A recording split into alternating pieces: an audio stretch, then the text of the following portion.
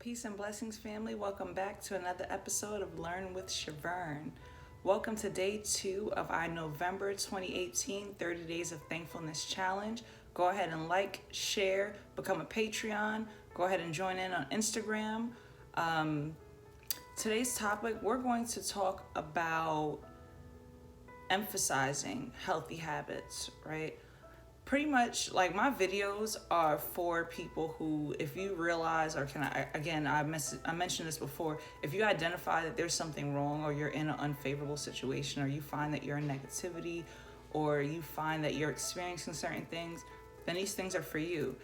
If you're like, oh man, all that stuff she's talking about ain't gonna work, ain't none of that positive thinking stuff working, you can't tell me that by thinking positively I can get out of my situation financially, I can get out of my miserable relationship, I could improve my job situation. You can't tell me that thinking positively doing that.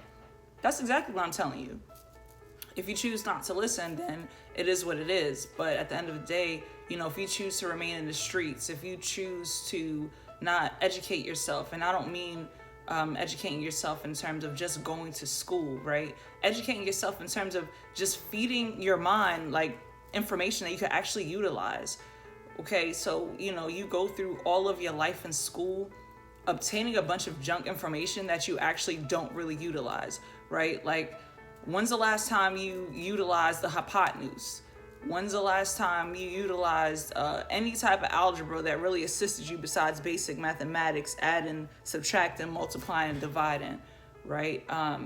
When's the last time you used any of those things outside of the basic concepts to really assist you with your everyday living, your everyday adulting? So since you've been conditioned for so many years to obtain junk information, you continue the conditioning by continuing to give yourself junk information. And then you perceive things like, oh, okay, well, this is what the world is doing, so this is what I should do. And that's not necessarily the case. So, for example, to elaborate on what I mean, let's say, for example, all of this information you learned in school, now you're an adult, you graduate school. The type of junk information you obtain are things like listening to what other people tell you, right? Listening to what you feel other people think is correct. Why does it matter what anyone thinks? Why does it matter other people's opinions of you? Perception has a lot of power in it, but the way that you own that power of perception is by not caring what others think. If you allow other people's opinions to interfere with how you process your own everyday information because you're looking for external validation of others, then you're kind of lost out here, to be honest with you, because people will lead you astray. Everyone has their own unique journey, and if you listen to others who can only explain to you things based on their own personal experience, which may be similar but not exactly the same to yours, then it's going to lead you astray. It's going to take you off of your own divine path. This information is pretty basic. It's pretty simple. You don't need to consume yourself with negative information or take in junk information, right? Evaluate things in your life, such as, am I eating healthy? Okay, are you drinking? Like, especially for my ladies out there, we have to be really, really careful. Okay, we are God's most divine creatures. Why? Because we can reproduce, right? Without female entities, there is no reproduction of mankind. So here's some things in terms of diet that are really important. Cut out soda and juice. Really important, right? Sugar creates yeast for you.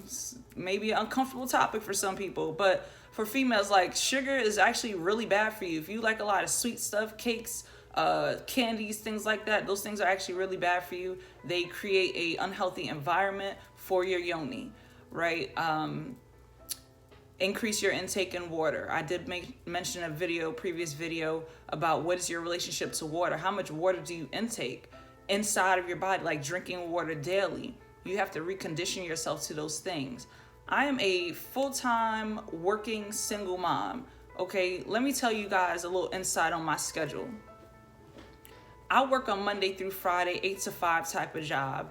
I am PTA president at my son's school. which consists of me being responsible for every fundraiser for the entire school year, which is done monthly, in addition to any events that the teachers have, in addition to any events that we need to throw at the school for the kids to have a good time. Then I volunteer mentoring young kids. Then my son is in activities because he does Brazilian Jiu-Jitsu and plays the guitar on the weekends. I have a lot of things on my plate. And sometimes whenever one thing in any area of my life, whether it's work and I'm a student, right? I also go to school. So when any area of my life I feel like is not going in a favorable direction, it is easy to internalize it, right? Because we all do that. We all have a lot of things on our plate. We all are juggling a lot of things. If you're a single individual out here, you have no excuse why nothing's going right for you. Like, really and truly, you have the freedom of the world to create it. The only reason you're in your current situation is because you choose to be there, point blank, period. As far as my single parents out there, whether you're male or female, it is very easy to be consumed by negativity because you feel that you've been placed in an unfavorable situation due to previous poor decisions that have led you to your current predicament, right? All right, with that being said, there's a way to get out of it. Okay, don't internalize the situation. As a single parent, I used to be one of those thinkers to be like, oh, well, I'm a single mom. It's so hard for me. I don't get any help. There's no assistance out here for me like that. My son's father's not involved or whatever the case may be.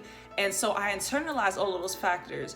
And then one day I decided to own all of my stuff. I decided to take accountability for the fact that, okay, one, I made certain decisions to lead me to this point by not being responsible, right? Two, I can change it. What once seemed to me as being something that I was a perceived victim of, I became a victor of, right? I decided to myself, okay, well, I have a child. All right, cool. If I am emotionally, mentally, physically, or spiritually unhealthy or unbalanced in any type of way, that will therefore trickle down to my child. How many of you have, as single parents, you have a rough day at work, right? Then you got an attitude about work. Your child is going to be a child because they're going to ask you questions. They're going to ask you things. They're going to talk to you. They want to have interaction because you've been separated from them for 8 to 9 to 10 to 12 hours a day. So they miss you. So they want to communicate and interact with you. So because you've had an unfavorable day, now you're taking that out on your child. That's not their fault. They don't need to understand that you had a rough day. That's not their position. It is for you to put yourself in check about what it is you experience so that you don't have that leak on or pour over to your child. That's how we create emotionally unhealthy children who then turn into emotionally unhealthy adults. Talking to your children is really important, especially if your child is at an age of understanding. So an age of understanding, if they're communicating to you in full sentences, they are at an age of understanding, okay? We don't tend to give children enough credit, and we seem to try to put them in all these constructs because society has created constructs and labels for them. Children are spiritually immature beings when they come into this world. As they come into this world, they spiritually mature, and then they have human experiences on top of their spiritual maturing, right? So these human experiences, i.e., for example, going to school is a human experience. When you send your child to school, now there's constructs that they have to abide by, such as passing whatever that state or school standard has pressed for them. Now, if this child does not meet this standard, for whatever reason, now we start labeling them all these different constructs, right? They are spiritual beings having human experiences. How dare you take away from them their human experience? The same way people spiritually mature in different ways, children learn in different ways. And so we can't place them in these boxes of labels because their human experiences at a different pace, right? Talking to your children, getting an understanding of what their everyday is like. One of the conversations I make sure I dedicate to my son every day when I pick him up. Hey, how was your day at school? Was it favorable, unfavorable? What happened? Did you learn anything new today? He will tell you the only reason I send him to school is to learn.